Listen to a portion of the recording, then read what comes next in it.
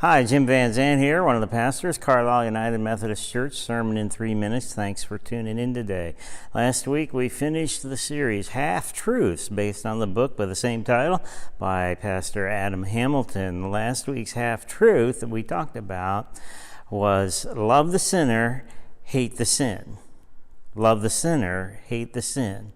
Which sounds like it kind of might be right. We know that that probably isn't in the Bible exactly that way, and we're right, it's not there. But you might think, well, the inference is there. The trouble with it being a half-truth is that, number one, Jesus never said to do that. No, Jesus only ever said to love two things, to love God and to love your neighbor. He never said anything about loving sinners. See, the trouble with this half-truth is because of our feet of clay, we can't say that without judgment in our hearts, judging what is sin, what isn't sin, who is a sinner, who isn't a sinner.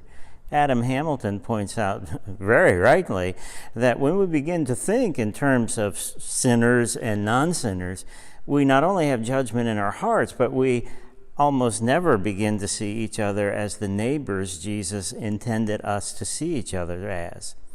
I know you've been on a used car lot, and you've probably seen those as-is stickers that are in the windows of cars. As is, it sometimes comes with a warranty. There'll be a box check for that, or it'll be as is, no warranty, which usually means there's problems with this car. Some you can see, some you can't see, but we all better beware. Well, you and I are kind of the same way. You and I are made as is, no warranty. Can't go back to the manufacturer with us. And when we begin to understand that about each other, and when we begin to look as neighbors at each other, we begin to see things with compassion, not judgment. And that's the real danger of this half-truth. It can easily lure us into the trap of being and sitting in judgment of people. The number one reason why non-church goers don't go to church is because of religious hypocrisy. And I know you know what that means. It means when many of them come to church, they feel more judged than they do loved. And that's not at all what Jesus ever intended. The church is a place of all people gathering together on the singular journey called life. And we're here to encourage and support one another.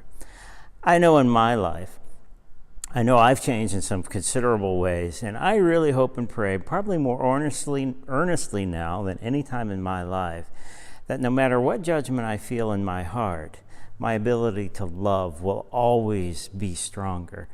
And I think if we all did that and practiced that, we'd probably do a lot better at not only loving God, but knowing what it means to love our neighbor.